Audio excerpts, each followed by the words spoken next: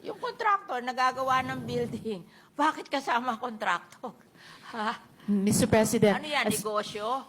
Ha? Na i-deprive ang poor ng mga lupa nila, tapos ninegosyohin nyo yung lupa?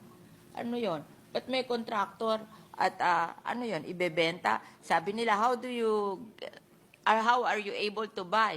You have to apply sa pag-ibig. And if you're combine yon dun sa components ng 4PH na ito nga, gaya ng sinabi nyo, over time, naging 4-story. So, yun po ay consistent dun sa mid-rise na condominium na sinasabi na I hear the good gentlewoman, Mr. President. ₱500 pesos for the land. Yeah. That they can afford.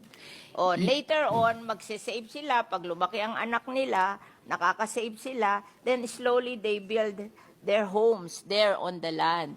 But ang sinasabi ko, don't deprive them of the land because you want to build condominium. Yes, Mr. They President. cannot afford the condominium. Opo, gaya ng nabanggit ko po kanina sa Good Gentlewoman, ang konsepto po ng department sa 4PH and with government guarantee ay yung mismong informal settlers na nandun sa isang Hindi lupa. nga sila ko-qualify eh.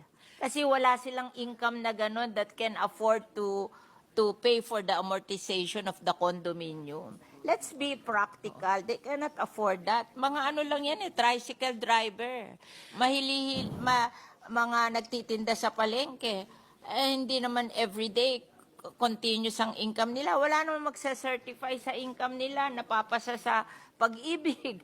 Alam kung mag-process sa pag-ibig, there should be a certification of your income. Who will certify for the tricycle driver and the nagtitinda sa palengke? Mr. President. Ako rin, nagpo-process kami sa pag-ibig. Kami nga, nagda-down pa sa amin ng ang laki-laki, bumabagsak pa rin sa pag-ibig. Nire-refund namin yung down payment kasi they cannot qualify. Mr. President, kahit sa 4PH na may government guarantee, may nakikitang importanteng papel ang pag-ibig. But to get back to the important concern ng Good Gentlewoman, meron na po tayong proof of concept with informal settlers sa Bacolod. Tama po? Sa Bacolod. So, I hear what the Good Gentlewoman is saying, yung problema sa Las Piñas. When there are no homeless or poor people there. Here in Las Piñas, they will remove the homeless and the poor people to build the condominium. Where will the poor and the homeless go? Hindi naman sila ko-qualify dun sa pag-ibig to buy the condominium. How do we solve that? If the Good Gentlewoman would allow, pwede ko pong i-present yung data dun sa case study, yung best practice na na-establish dun sa Bacolod. Baka sa Bacolod, okay yun. Yes, of course. Ibig ko lang pong sabihin. Baka gumasta ang LGU. Well, actually, Mr. President, yun po yung nabanggit ko sa Good Gentlewoman kanina. Kaya nga po, The problem is our LGU cannot spend. We only earn 3 billion a year. Yes, Mr. President. 55% will go to, marunong ako sa finance eh. Yes. 55% will go to PSN overhead. Di matitira lang 1.2 billion. And that will cover yung health benefit, yung educational benefit, yung pag-support sa mga police, pag-support sa fire department and everything. What will they spare for homes of the poor? Yes, Mr. President. I appreciate po na magkakaiba ang Hindi tayo specific magkakaiba. situations on the ground. Siguro, Because hindi tayo nagkakaiba. Siguro, ang difference lang natin, nakita ko na yan sa Las Piñas. Yes, And I Mr. know what happened. Yes, So, I'm sharing you. Maybe si Secretary, sanay siya sa private. Ay ako, sanay ako sa, tanungin mo ang iyong NHA, ako ang nagre-relocate linggo-linggo sa kanya. Dinadala ko sa NAIC kasi doon sa NAIC, walang down payment, 700 ang hulog. Tingin ko, kayang-kaya yun ang mahihirap. Bakit ayaw gumawa ng programang gano'n na kaya ng mahirap? Bakit pipilitin ang mahihirap mag-condominium which they cannot afford? Yun lang ang question ko. I just from want Las Piñas. to tell the Yes. that they should give the option to the people what they want. If they want condominium or if they want the land. Parehong advocacy natin dyan, Good Gentlewoman, Wag kahit nilang bilang sponsor puwersahin sa DSU. mag-condominium kung hindi kaya. They Yes, Mr. be President. given the option to buy the land. And then yung land na lang. Kasi sa amin, gusto lang nila, kanila yung lupa. And mura lang yon. Oh, give them the option. Don't force them to buy from the condo because many of them cannot afford it. Oh, yun lang ang inaano ko sa inyo that after all, your mandate is to provide for the homeless and the poor. Eh bakit mo po persay mag-condominium yung homeless and poor if they cannot afford it? Oh. Oh. Yes, So, Mr. yung option na yun should not be removed from them kasi gagawin nila, tatanggalin nila yung mga homeless and poor, tapos tatayuan nila ng condominium, tapos hindi naman magkukwalify yung homeless and poor to buy the condo. Where will they go?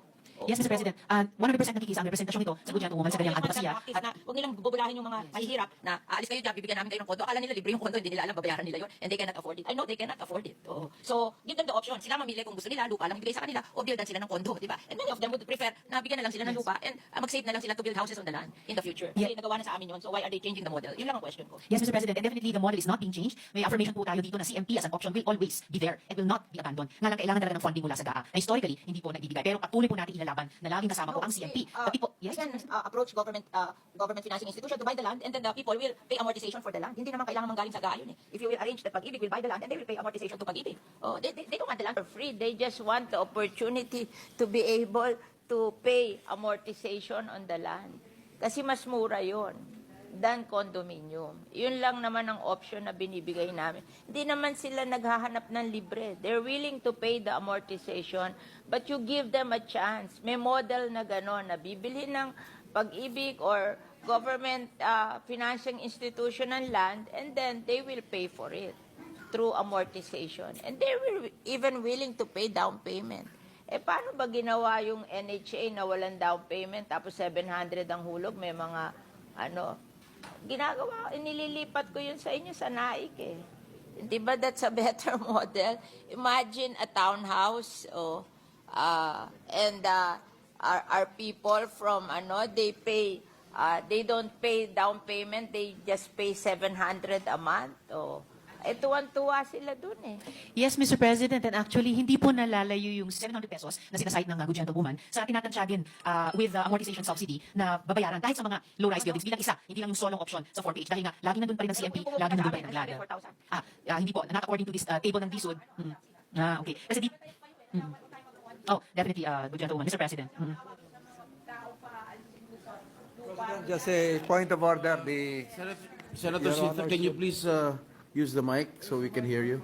Thank you, Mr. I'm just President. protecting the people living on the informal settlers.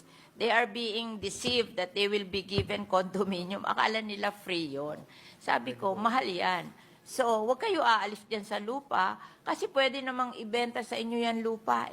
At yan ang hulugan nyo, mas mura. Oo. Yun lang naman yung option na yun. Kasi paaalisin sila eh. And pagpunta nila sa Las Piñas, kasama pa nila Shopsy.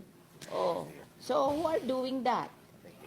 Mr. President, as I was saying kanina, bukod dun sa... Kasama may nila contractor.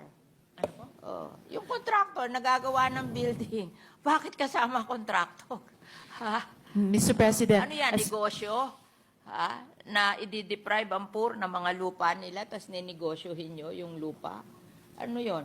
But may contractor at ano yon, ibebenta. Sabi nila, how are you able to buy? You have to apply sa Pag-ibig. And if you're rejected, you are not entitled. Mr. President, as I said earlier, kahit kay Secretary mukhang may problema doon sa Las Piñas, and as in previous years, we should, yes, well, it's a good example to gain practical lessons from. So baka kailangan nating tugunan on the ground. Pero gusto ko ring i-make of record na yung binanggit ng good gentlewoman na 700 pesos amortization ay hindi na po nalalayo dun sa nakikitang posible ng department with amortization subsidy. Lalo na kung in partnership sa LGU na may 1,000 pesos